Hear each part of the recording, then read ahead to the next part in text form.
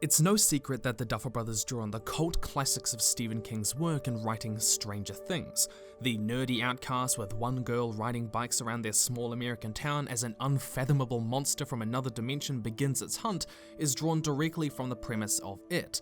Eleven's arc struggling with anger and telekinetic powers is a scaled-down version of his first novel, Carrie, and the shadowy government forces pursuing them is reminiscent of the story of Charlie in Firestarter. Even smaller moments like Dustin's lisp mimics that of Bill's stutter. The story is clearly inspired, but the tropes that overlap are obvious. So let's go a bit deeper than that, and let's look at the writing techniques used by both King and the Duffer Brothers to build a particular kind of horror and tension in their stories. And as a side note, congratulations to Sarah Buson, you have won this month's signed copy of On Writing and World Building. I've messaged you, and if you would like to win, go sign up over on Patreon and join the community, because one new patron each month will win a signed copy. And thank you to the 6,000 of you who have already bought the novel. There's a link down below if you haven't got it yet. If my On Writing and World Building series has been helpful to you, then it would really mean so much for you to go grab that, leave a review. Reviews are super important, and thank you to the nearly 100 of you who have. Help me get to 100 reviews, I'd be so happy. Links to Patreon and On Writing World Building down below. Let's begin with the inciting incident. This is the spark that sets off the fireworks, the event that triggers the plot. In particular, we'll look at how both stories use a 3-scene structure to hook us in. In both cases, it's the tragedy of a young boy being taken by the monster, Will Byers and George Denborough. In the first scene, the threat is introduced but not carried through. The opening of its first chapter has George Denborough running in the rain after his boat, but it's prefaced with a single haunting first line. The terror, which would not end for another 28 years, if it ever did end, began, so far as I know or can tell, with a boat made from a sheet of newspaper floating down a gutter swollen with rain. Stranger Things opens with a scientist fleeing the escaped Demogorgon before being taken, introducing the idea that a monster has escaped some kind of lab. The second scene lowers the tension and is primarily used to establish a relationship with who will become the viewpoint character throughout the rest of the story. In King's It, the mid-scene builds a relationship between George and his brother Bill, while the second scene in Stranger Things features the gang playing Dungeons & Dragons, but it's primarily focused on the perspective of Mike, who later becomes our primary active hero.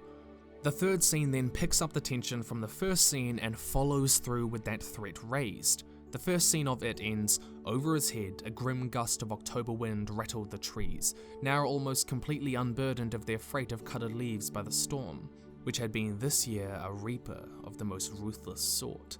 And the third picks up this chilling tone with the immediate introduction of Pennywise. Likewise, just as we know the Demogorgon escapes a lab, the third scene starts when we see Will bike into the Hawkins lab forest. Each boy is then taken. The first thing this threefold scene structure does is make the disappearance and the introduction of our primary antagonist more tense and more memorable, because of something called the Zeigarnik effect. In a 1927 experiment, people were divided into two groups doing the same task. One group was interrupted midway through, while the other one was not. It was discovered that unfinished tasks are remembered approximately twice as well as completed ones. It creates a state of tension, not only in a desire to finish the interrupted work, but also in remembering that work. By interrupting the dramatic scene with a scene of lower tension, like they do in both It and Stranger Things, the reader is left with a feeling of it being unfinished, and they have a desire to return to that and resolve that tension. And this writing technique is actually pretty common. We see it everywhere. It's the whole draw behind cliffhangers. But basically, unlike cliffhangers, being a self-contained story, begun and finished within the first chapter or the pre-credits opening, it makes it an especially effective inciting incident to the story. It's memorable and it's tense. The second thing this scene structure does is make the tragedies of Will and George more emotional and impactful. This is primarily accomplished in the second scene with lower tension that divides up the dramatic thread. It does this by A, developing a relationship with the primary viewpoint character for the rest of the story, and B, giving a defining character moment that sets the lost boy, George or Will, apart from any of the other characters we meet. For George and Bill, we see a loving brotherly relationship. Georgie's innocence shines through as he helps Bill, and Bill makes him a paper boat. A line about his stutter actually subtly suggests how much George really means to him. When he was with George, his stutter was light. Sometimes he didn't stutter at all. The mid-scene then ends with King comparing Bill's care for George to that of a mother, telling him to be careful. Likewise, the mid-scene in Stranger Things establishes a strong bond between Mike and Will. They're playing D&D with Mike as the dungeon master, and the others urge Will to cheat and alter a dice roll when Mike has to go upstairs. But after the others have left, Will confesses. It was a 7. Huh? The roll. It was a 7.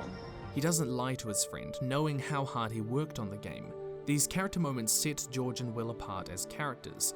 The mid-scenes work to make the reader care about the character we lose, firstly through them as people, endearing Will to us as an honest and loyal friend, and through Georgie's childish innocence, and secondly through their relationships, so that when Will and George are taken, we can more quickly empathise with those that cared about them left behind. Compare this to most crime shows, which show us a murdered body at the beginning and then the grieving wife. We can't as easily empathise with them because we don't know what they or their relationship with that person was like. But here, the Duffer Brothers work to channel King by foremost giving us an emotional anchor first and horror second. But within all of this, a crucial part of narrative structure is timing, making it succinct but effective as an inciting incident. And with a closer look, we can see that the timing of both of these stories is very deliberate. In Stephen King's It, the first scene comprises 23% of the first chapter, the mid-scene 50%, and the third scene 27%. And to draw a further parallel between these two works, the Duffer Brothers gave 19% of the opening to the first scene, 47% to the mid-scene, and 34% to the third scene. This pattern is no coincidence. The first and third scenes require the least page time because the second scene does most of the legwork to make the threefold scene opening effective for the reasons previously discussed. The other scenes don't have to do as much, and if you're looking to use this structural technique to the same effect, then we can see that giving the right time to the right story elements is important. But this structural technique isn't the only way the Duffer Brothers channel King in their writing style. At the heart of almost any King novel is its unsettling tone, and a major tool King uses in developing this is foreshadowing. Now, foreshadowing is used by virtually every author out there, so saying the two stories share this is not saying much, but King uses it in an unusual way. He is strangely heavy-handed with it, virtually giving away whole crucial plot points before we get there. In his 1977 novel The Shining, King has Danny and Tony seeing the word red rum over and over again. It's mentioned 12 times in just the first part, and it doesn't take a genius to realize that red rum backwards is murder. And with red rum being repeated 32 times throughout the story, you're not going to miss what King is foreshadowing. For a more specific example, let's look at this passage from George's perspective in It. There was something down there in the dark. Some horrible clawed paw was settled lightly over his wrist, and then jerk him down into the darkness that smelled of dirt and wet and dim rotted vegetables. The smell of the monster, the apotheosis of all monsters. The smell of it, crouched and lurking and ready to spring. A creature which would eat anything, but which was especially hungry for boy meat. Now, you would quite reasonably think that this passage was describing the moment George is taken by Pennywise, but nope, this is before we even meet Pennywise. Later on though, we get this passage. And yet under it all was the smell of flood and decomposing leaves and dark storm-drained shadows. That smell was wet and rotten. The clown seized his arm. What he saw destroyed his sanity in one clawing stroke. It held George's arm in its thick and wormy grip. It pulled George down toward that terrible darkness. We can see that King uses repeated imagery down to the wording in his foreshadowing, most overtly in regards to major plot developments like this. And it seems that the Duffer Brothers adopted King's strategy as well. Virtually every line of dialogue in our mid-scene in the opening foreshadows major plot developments of the story, but the most heavy-handed of all of this is when Will says, "The Demogorgon, it got me." And he says this right after we just saw a monster escape the lab. Not hugely subtle. Then they are playing D&D again at the end of Season 1, and they confront a monster called the Thessal Hydra in-game, and they kill it with a fireball. The imagery of the Thessal Hydra having numerous heads mimics the spider-like appearance of the Mind Flayer, the antagonist of Season 2. And just like Will kills it with a fireball, they stop the Mind Flayer possessing Will by, guess what?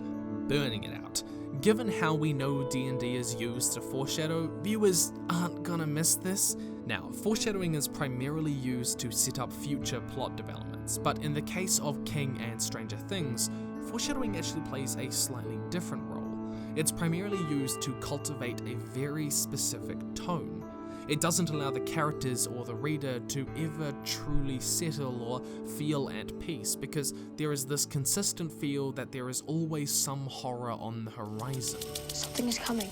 The foreshadowing is so overt that it feels kind of oppressive. It's not just a hint of future events, these are emotional beats of the story that shape the unsettling tone of the narrative.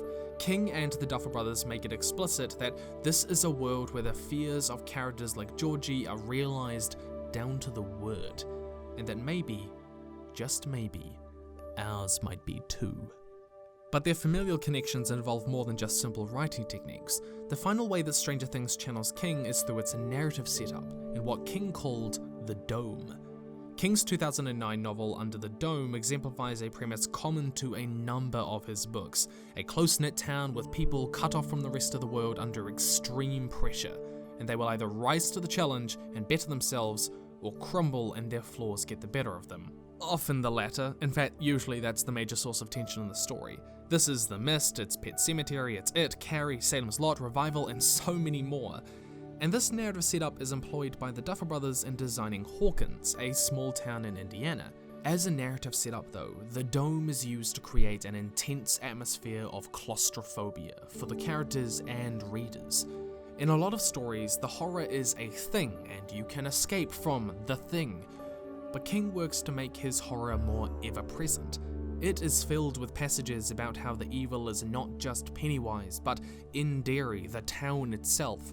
It was this town. Derry Elementary School was a typical confused educational carnival in which Pennywise himself might have gone unnoticed. The dark entity existed in and below Derry. The sewers are treated like the veins of Derry. And the Duffer Brothers utilize a similar but toned down version, largely due to the more family-oriented nature of the show.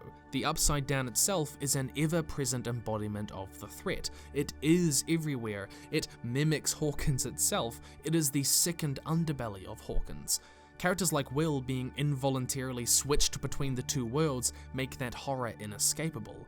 It's everywhere and of the world, it's of Hawkins. In both stories, the evil is not merely an antagonist, it is the setting of the story itself, creating a claustrophobic atmosphere of dread and foreboding that few stories manage.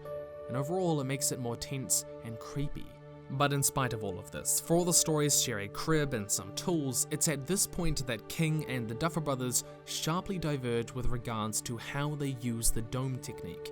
King employs dramatic irony in his work a lot, which is when the reader knows things that the characters do not. He leaves no question as to whether Patrick Hockstetter will survive to the end of his chapter. Patrick opened the refrigerator door on his own death, and the same technique is employed on the second page about George. Their buckles made a jolly jingling as George Denborough ran towards his strange death, and he does this over and over and over with lots and lots of different things, just telling us what's going to happen by the end of the chapter, but it's always horrific things. For most writers, this would feel like taking the wind out of the sails of your story, but King does this very deliberately. In contrast, Stranger Things employs dramatic tension. We are never told the outcome of events beforehand, of whether Will be rescued from the Upside Down, of whether Hopper will redeem himself, of whether Joyce Byers will overcome her grief. We anxiously discover these things throughout the story, and the question becomes, why the difference here? And after studying this for a while, I think it comes down to a fundamental difference in theme. In Stranger Things, it's a theme of hope overcoming evil and the power of friendship. After all, they do save Will in the end. But King uses dramatic irony to reinforce that claustrophobic atmosphere of dread with real inevitability. There was no saving Georgie. Dramatic irony means that the horror doesn't just feel inescapable, it is inescapable. And we the readers cannot help but watch as they march into the jaws of bloody destiny. This is why when King does spoil things for the future, it's usually because they end badly. Forever hope is not often a theme of King's work. Right from the beginning, the opening line casts real doubt on the idea that the evil is ever truly overcome, if it ever did end. And this is compounded by King's use of negative character arcs, where main characters change for the worse. He's well known for using the claustrophobic atmosphere to explore the darker sides of humanity, like Big Jim in Under the Dome or Jack Torrance in The Shining. In these cases, the dome proves too much pressure and the consequences play out. Sometimes humanity isn't strong enough. And though the power of friendship is sort of a theme for it, it's not enough when they have to face Pennywise the second time. Stan Uris takes his own life rather than face him. There isn't often much hope. It's just something that the characters manage to maybe survive. Underpinning all of this is King's use of dramatic irony. Their fall becomes inescapable for them and us, and it's fascinating to watch. In comparison, the Duffer Brothers reinforce their theme of hope by using positive character arcs almost universally, with their characters growing and overcoming flaws through the claustrophobic pressures. And dramatic tension facilitates this a lot better than dramatic irony does. Telling the audience that, hey, Hopper will feel redeemed from his daughter's death by saving Will, or hey, Mike will learn to accept Eleven, is not as interesting. Dramatic tension, keeping that information from us, allows us to hope that things will get better, to get anxious about that. And when they do, it's satisfying. Fundamentally, dramatic irony works less well with those positive themes. And that's really what I have to say today. Whatever their connection may be, I love both of these stories. Some have used Stranger Things as evidence that there are no more original stories. After all, Stephen King's influence is no secret. It's woven proudly into its narrative. But perhaps its intertextuality is a better testimony to the idea that there never were any truly original stories. That maybe, like us, stories have always been made of fragments of the world knitted together to form a whole, and some are just more honest about where those fragments came from. If you enjoyed this video essay, then please do go check out my other videos on writing and world building, and if you enjoyed those, consider getting my book and supporting me on Patreon. Seriously, Patreon support is the most important thing. It keeps me going, keeps it so that I don't have to do things like sponsorships. It's amazing. Thank you so much to your support. You know, there's also a Discord. I'm on there every day. Come say hi to me. We can talk about nerd things, like how many adverbs are used in Stephen King's novels, or anything else. Doesn't have to be that. Just done a bit of reading about that. Like Avatar, Lord of the Rings, or your book. Let me know. Links down below. Stay nerdy, and I'll see you in the future.